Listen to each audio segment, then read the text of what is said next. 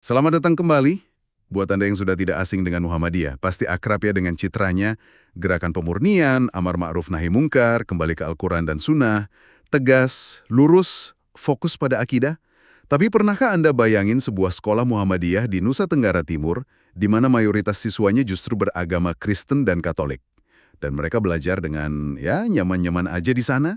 Ini kan sekilas terdengar aneh ya, bahkan paradoksal gitu. Gimana ceritanya sebuah gerakan yang identik sama pemurnian kok malah mempraktikkan keterbukaan yang begitu radikal di lapangan.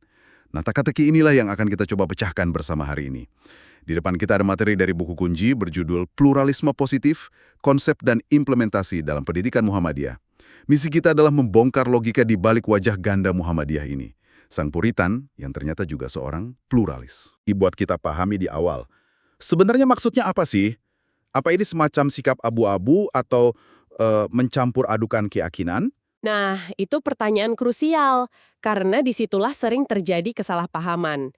Buku ini kan meminjam istilah tersebut dari pemikir besar kita, Kunto Wijoyo. Pluralisme positif itu bukan berarti keyakinan kita jadi cair atau kita comot sana-sini ajaran agama lain. Justru sebaliknya. Definisinya adalah sebuah sikap di mana kita memegang teguh keyakinan kita sendiri, sangat teguh malah, tapi justru karena keteguhan itulah kita bisa menerima dan menghormati orang lain yang keyakinannya berbeda. Oh, jadi fondasinya harus kokoh dulu ya, baru bisa bangun jembatan keluar? Tepat sekali. Ini kebalikan total dari yang disebut pluralisme negatif, yaitu sikap yang pelin-pelan, sinkretis, atau mencampur adukan ajaran tanpa dasar yang jelas. Jadi ketika buku ini menyebut Muhammadiyah mempraktikkan pluralisme positif, itu artinya mereka berinteraksi dengan kelompok lain bukan karena iman mereka lemah, tapi justru karena iman mereka kuat dan mapan. Oke, ini menarik. Tapi ini juga yang membawa kita ke jantung paradoksnya kan. Bagaimana konsep pluralisme positif ini bisa lahir dari rahim gerakan yang misinya memurnikan ajaran Islam. Secara intuisi, kata pemurnian itu kan asosiasinya membangun benteng ya. Memisahkan mana yang murni dan mana yang tidak murni. Membedakan kita dari mereka. Di mana letak koneksinya? Nah, asumsi itulah yang coba dibongkar oleh buku ini. Argumen utamanya, dan ini nih yang benar-benar membalikan logika umum kita, adalah bahwa Puritanisme Muhammadiyah itu sendiri yang menjadi sumber dan mesin penggerak pluralismenya. Loh, serius? Iya, bukan efek samping, tapi konsekuensi logis. Ada dua akar teologis utama yang dijelaskan sebagai sumbernya. Yang pertama adalah doktrin Tauhid Murni. Oke, tauhid murni. Kalau boleh saya coba tebak ya, biasanya ini kan dikaitkan sama penolakan TBC, tahayul, bid'ah, curafat. Fokusnya lebih ke dalam gitu, membersihkan praktek keagamaan internal. Tapi gimana dari situ bisa lompat ke keterbukaan terhadap orang lain di luar? Di mana jembatannya? Jembatannya ada di implikasi sosial dari Tauhid itu. Dalam pemahaman Muhammadiyah, seperti yang digarisbawahi buku ini, Tauhid Murni itu bukan sekedar konsep teologis yang berhenti di kepala. Ia melahirkan sebuah etos pembebasan. Pembebasan dari apa? Dari ketundukan pada apapun dan siapapun selain Tuhan. Ini termasuk pembebasan dari hawa nafsu, dari tradisi yang membelenggu, dari kekuasaan feodal, dan dari rasa superioritas atau inferioritas di hadapan sesama manusia. Tunggu. Jadi ini bukan cuma soal hubungan vertikal ke Tuhan, tapi langsung berdampak ke hubungan horizontal antar manusia. Persis. Ketika seseorang benar-benar hanya menuhankan Tuhan, secara psikologis dia tidak akan lagi merasa lebih rendah dari orang kaya atau pejabat, dan juga tidak akan merasa lebih tinggi dari orang yang berbeda suku atau agamanya. Semua manusia dipandang setara, sama-sama makhluk di hadapan Sang Pencipta. Oke. Semangat egalitarianisme atau kesetaraan inilah yang menjadi fondasi sosial untuk bisa hidup damai dalam kemajmukan. Kalau semua setara, untuk apa kita merasa lebih hebat dan menindas yang lain? Kan gitu. Jadi pemurnian tauhid itu bukan untuk membangun tembok eksklusivitas, tapi justru untuk meruntuhkan tembok-tembok hierarki sosial di antara manusia. Wah, ini benar-benar pergeseran perspektif yang fundamental ya, luar biasa. Lalu akar yang kedua apa? Akar kedua adalah prinsip yang jadi slogan Muhammadiyah. Kembali kepada Al-Quran dan Sunnah. Nah, ini juga sering sekali disalahpahami. Banyak yang mengira ini adalah seruan untuk menjadi kaku, literalis, dan konservatif. Padahal buku ini menunjukkan bahwa prinsip ini jika dipahami dengan benar justru melahirkan keterbukaan intelektual yang luar biasa.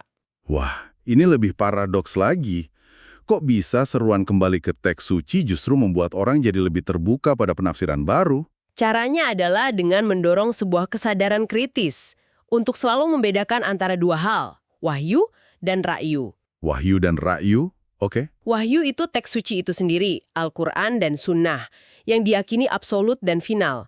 Sedangkan ra'yu adalah pemahaman, opini, atau interpretasi manusia terhadap teks suci tersebut, yang sifatnya pasti relatif, terbatas, dan terikat oleh ruang dan waktu. Saya coba pakai analogi ya. Mungkin wahyu itu ibarat resep asli dari seorang master chef, sempurna dan tidak berubah. Nah, ra'yu itu masakan yang dibuat oleh setiap koki di dapurnya masing-masing berdasarkan resep itu. Setiap masakan adalah upaya menafsirkan resep. Tapi tidak ada satupun koki yang bisa mengklaim masakan saya inilah satu-satunya perwujudan sejati dari resep sang master chef. Begitu kira-kira. Analogi yang sangat pas. Kesadaran itulah intinya. Karena pemahaman kita hanyalah ra'yu, maka tidak ada satu ulama, satu kiai, atau satu organisasi pun yang bisa memonopoli kebenaran absolut atas nama Tuhan.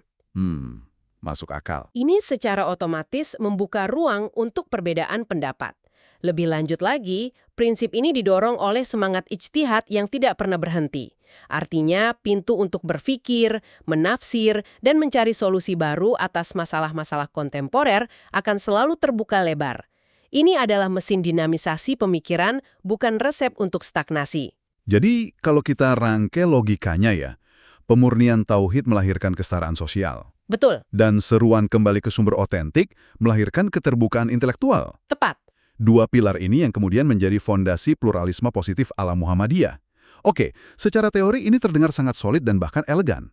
Tapi, Anda dan saya tahu, seringkali ide-ide besar seperti ini pecah saat berhadapan dengan realitas di lapangan. Apa ini cuma bagus di level konsep atau benar-benar terbukti? Buku ini membahasnya di dunia pendidikan, kan? Betul, dan disitulah semua teori ini diuji. Kita kembali ke contoh sekolah di NTT tadi. Ini bukan anomali, tapi manifestasi dari prinsip yang sudah dipegang sejak era Kiai Ahmad Dahlan, yaitu Education for All, atau pendidikan untuk semua. Ini bukan slogan kosong. Secara institusional, buku ini memaparkan fakta bahwa lembaga pendidikan Muhammadiyah dari TK sampai universitas secara eksplisit menerima siswa tanpa memandang latar belakang agama, etnis, atau status ekonomi. Non-diskriminatif ya. Benar-benar non-diskriminatif. Dan ini bukan kebijakan baru yang dibuat karena tuntutan zaman, tapi sudah ada dalam DNA-nya sejak awal. Tepat. Bukti paling konkretnya adalah bagaimana sekolah-sekolah Muhammadiyah terutama di wilayah minoritas Muslim seperti NTT, Papua, atau Bali. Mereka tidak hanya menerima siswa non-Muslim, tapi juga secara aktif mengakomodasi kebutuhan mereka. Oh iya. Yalah, kamu boleh sekolah di sini. Bukan. Ini sebuah pelayanan aktif. Model pendidikan agama yang mereka kembangkan di wilayah-wilayah ini terbukti berkontribusi nyata pada kerukunan dan harmoni sosial. Nah, ini pasti ada gesekan di lapangan kan? Saya membayangkan ada 3 mesin yang berjalan bersamaan di satu sekolah Muhammadiyah, seperti yang disebut di buku ini. Ada fungsi sebagai pusat pendidikan untuk mencerdaskan bangsa, Iya, fungsi sebagai pusat dakwah Islam, dan fungsi sebagai pusat kaderisasi untuk mencetak generasi penerus persyarikatan. Gimana 3 hal ini tidak saling bertabrakan? itu adalah dilema yang terus-menerus dikelola. Dan disitulah seninya. Coba bayangkan tantangan praktisnya. Bagaimana guru mengajar mata pelajaran Al-Islam dan Kemuhammadiyahan atau AIK di kelas yang sepertiganya adalah siswa non-Muslim. Wah, iya juga ya. Jika terlalu fokus ada dakwah dan kaderisasi, siswa non-Muslim bisa merasa tersisih atau bahkan merasa dikonversi. Tapi kalau dihilangkan, identitas sekolah sebagai lembaga Muhammadiyahan akan luntur. Jadi, apa solusinya di lapangan? Solusinya, seperti yang digambarkan dalam sumber kita, adalah menggeser fokus pengajaran dari aspek doktrinal ritual yang eksklusif ke aspek nilai-nilai atau etos universal Islam yang inklusif. Maksudnya gimana tuh? Jadi, dalam pelajaran kemuhammadiyahan misalnya, yang ditekankan bukanlah bagaimana menjadi kader Muhammadiyah, melainkan nilai-nilai yang diperjuangkan Muhammadiyah, etos kerja keras, semangat kemajuan, kepedulian sosial, dan anti korupsi. Nilai-nilai yang universal. Betul. Nilai-nilai ini kan bisa diterima oleh siswa dari latar belakang agama apapun. Jadi dakwahnya bukan lagi dakwah verbal untuk mengajak masuk Islam, tapi menjadi dakwah bilhal. Dakwah melalui perbuatan dan teladan. Menunjukkan wajah Islam yang progresif dan bermanfaat bagi semua. Tepat sekali. Dengan cara itu, ketiga fungsi sekolah bisa berjalan beriringan. Fungsi pendidikan untuk semua terpenuhi, fungsi dakwah tersampaikan melalui penanaman nilai-nilai universal, dan fungsi kaderisasi tetap berjalan dengan menanamkan kecintaan pada etos persyarikatan terlepas dari apapun agama siswanya. Keberhasilan menavigasi dilema kompleks inilah bukti paling nyata dari praktik pluralisme positif itu. Ini benar-benar bukan lagi sekedar wacana ya. Buat Anda yang tinggal di berbagai penjuru Indonesia, mungkin pernah melihat sendiri bagaimana sekolah Muhammadiyah menjadi ruang perjumpaan yang alami bagi anak-anak dari berbagai latar belakang. Sebuah sekolah yang didirikan oleh Gerakan Pemurnian Islam justru menjadi salah satu inkubator terbaik bagi kerukunan di level akar rumput. Jadi, kalau kita tarik benang merahnya, apa yang kita lihat hari ini adalah sebuah model yang sangat unik. Kita menyaksikan bagaimana sebuah identitas keagamaan yang kuat dan murni ternyata tidak harus berujung pada sikap eksklusif dan tertutup. Betul. Justru sebaliknya, melalui prinsip tauhid yang membebaskan manusia dari hierarki sosial dan prinsip ijtihad yang membebaskan akal dari kebekuan, Muhammadiyah berhasil membangun fondasi untuk sebuah pluralisme yang otentik, yang lahir dari dalam, bukan impor dari luar. Yang paling menarik di sini adalah bagaimana sebuah gerakan reformasi internal dalam Islam yang awalnya fokus pada pemurnian akidah dan ibadah, secara organik, tanpa direncanakan secara eksplisit, menghasilkan sebuah etos sosial yang sangat relevan dan dibutuhkan oleh masyarakat majemuk seperti Indonesia. Iya. Ia tidak perlu meminjam konsep toleransi dari tradisi lain, karena benih-benih keterbukaan itu ternyata sudah terkandung dalam prinsip-prinsip teologis dasarnya sendiri. Sebagai penutup, kami ingin meninggalkan satu pertanyaan untuk Anda renungkan. Buku yang kita bahas ini menggunakan istilah pluralisme positif, sebuah konsep yang lahir dari tradisi pemikiran modern yang dirumuskan oleh Kunto Wijoyo untuk menjelaskan fenomena di Muhammadiyah. Pertanyaannya adalah, setelah kita melihat bahwa pendekatan ini lahir begitu alami dari prinsip-prinsip teologis inti, seperti tauhid yang melahirkan kesetaraan dan ijtihad yang mendorong keterbukaan, apakah label pluralisme ini benar-benar kerangka yang paling pas? Ataukah yang kita saksikan ini sebenarnya adalah sebuah bentuk etika sosial Islam yang otentik dan asli dari Muhammadiyah, yang tidak memerlukan label dari luar untuk dipahami? Sebuah etika yang kebetulan resonansinya selaras dengan nilai-nilai universal tentang hidup berdampingan secara damai. Sebuah pertanyaan untuk kita pikirkan bersama.